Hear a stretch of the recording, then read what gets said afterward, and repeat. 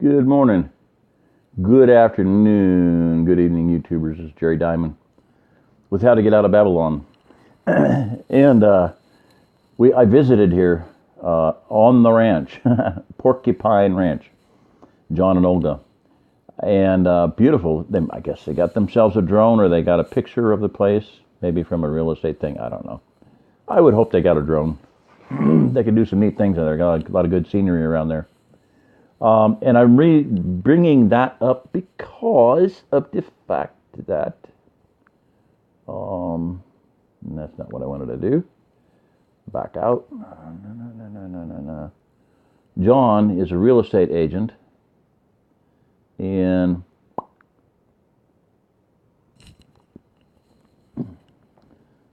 people around the country are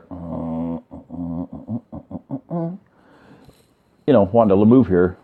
This is from the arkhaven.org website. Hallelujah. Sister Lisa dug this up.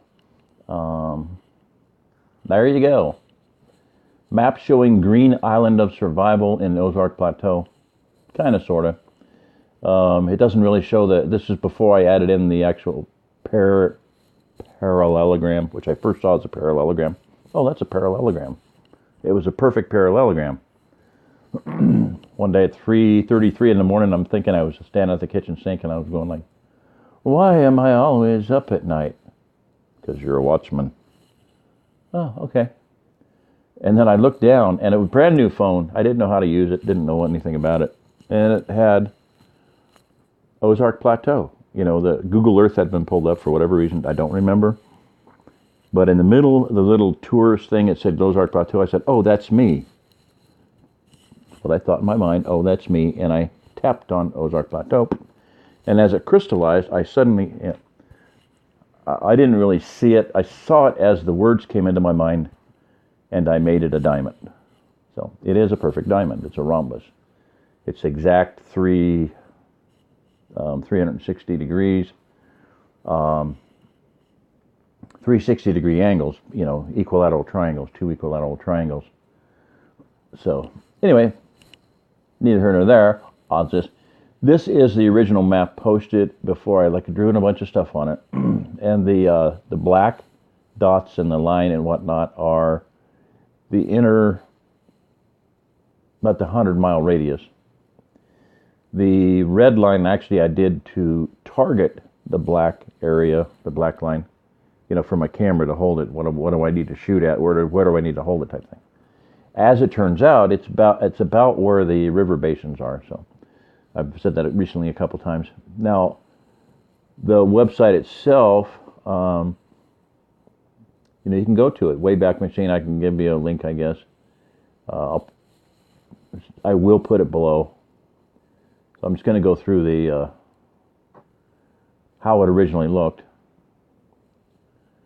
before it got, taken down. What struck me out, Jerry Diamond's below article, actually several compiled together. It was a mishmash of just things that he threw together from my writings, which was fine.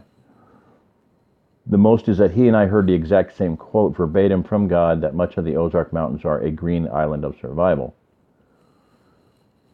Might be stretching, the facts a little bit, but the point was that we were two brothers saying the same thing, and some people moved here because of that, on the force of that testimony.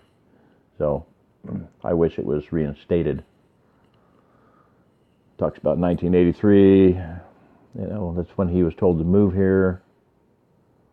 Corey Ten Boom, the vision of, circular area, mostly in Missouri. Inside good, outside bad, as Pastor Joe Fox put it. So, these are shots from that article as it was back then. I'm just kind of scanning through it. The map.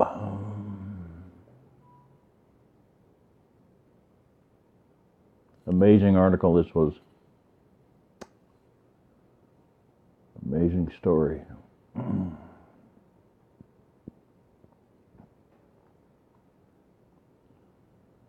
The Ozark Plateau as compared to the Swiss Nation Plateau.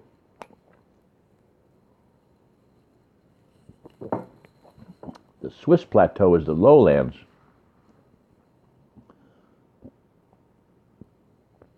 Ozark Plateau is the highlands.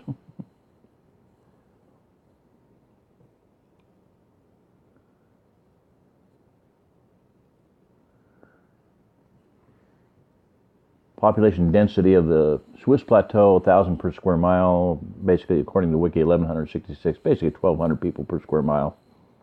Run that by the figures of the Ozark Plateau, and you have, this is a comparison of the hog population, cattle, etc., compared to Switzerland.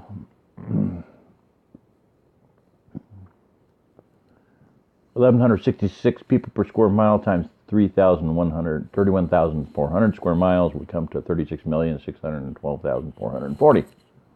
So basically, you could have a lot of people here. Sustainably, easily. 50 million or so. It would work. So.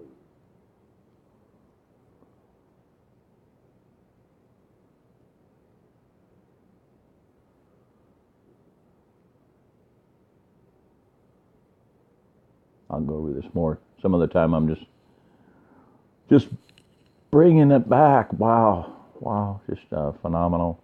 Thank you, Lisa. And my book, the actual breaking down of the 8 sections of my book. I'm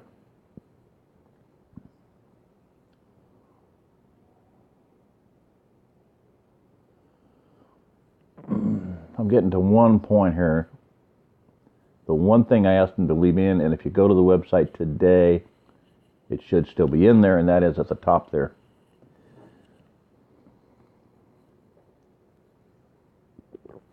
The green island of survival may possibly, at least for a time, once again be a literal island. Royal blue used to be my favorite color. Between Obama's first term and second term, I switched from blue to that color.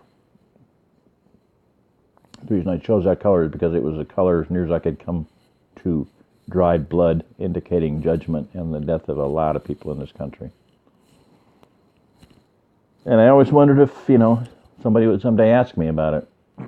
So, that's the reason for it.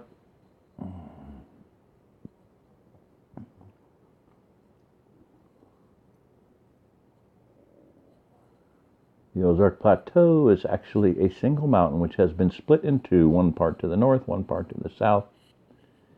This is a most strange and peculiar thing, as it is the only mountain range on the entire, I used to say planet, but I don't anymore, plane of Earth, with a valley running east and west that you can see from satellites if they existed, from space if it existed. So, it is large enough to be visible from outer space. Fantasy space. So, but it is a bizarre situation. I'm just kind of alluding to Zechariah 14. Do your own research. Ha ha ha. Yep. The bottom there. This is, I love this saying. I'm going to read this one. People of the Ozarks historically unaffected by national disaster. This is true. The Ozarks were where people went to when the volcano exploded. It wasn't Krakatoa, but some volcano, maybe it was. You had a year with no summer, and a lot of people from New England walked to the Ozarks and are here to this day. So, this is a region that can survive in the face of complete extinction in surrounding areas. That is the definition of a refugium, as in an ice age, quote unquote. Grand solar minimum, boom, as Diamond would say. This here tale begins in the summer of that year, whatever year it was. The year don't matter. The national situation don't even matter, because even though we were smack dab in the middle of what we've been told was the Depression, folks in the Ozarks were so poor to begin with, they scarcely noticed. No, that's not right, because poverty is so relative. A better way to put it is that folks in the Ozarks still had everything they needed to subsist and endure, and they didn't want for nothing. So they didn't even know that people elsewhere all over the country was suffering from want. That's from Donald Harrington's Vance Randolph character in Butterfly Weed. Play, book, I don't know. Cool saying, though. Point being that, literally every 40 acres around here was a farm. You can go out and find chimneys. You can find wells, hand-dug wells. You can find wells right by the side of the road. Between the barbed wire and the road, there's a well I can take you and show you. Don't fall in it, because you ain't going to get out. Somebody may never hear you. So, every 40 acres, dairy cow, some goats, chickens, ducks, whatever they raised, pigs. They had their own garden. They had their own orchard. They had everything they needed. Cabin, wood for heating, wood for building, food, water, animals, and shelter. What else do you need? They were basically rich. One lady, I was told, for 50 cents a week room and board, she bought 1,000 acres. And a man told me that left a 40-acre farm right by us to go be with his kids in Idaho. During the Depression, that 40-acre farm sold for $1. So yeah, 50 cents a week will buy you a lot of land at that rate. So, just some stories from Wayback, and this is from the Wayback Machine. After supper, Uncle Green began speaking of the Ozarks. Used to be a real happy life for us outlaws, he recalled.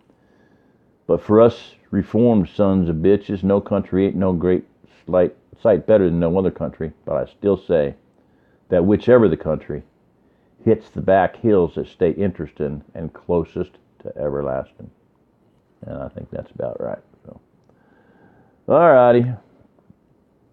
Just amazing, wonderful, a blessing to bring this back up. And, like I say in my book, so thank you, Lisa. 1,000 times over, thank you.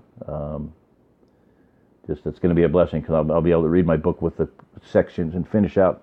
I did up to 6. I'll read 7 and 8 just to finish it out.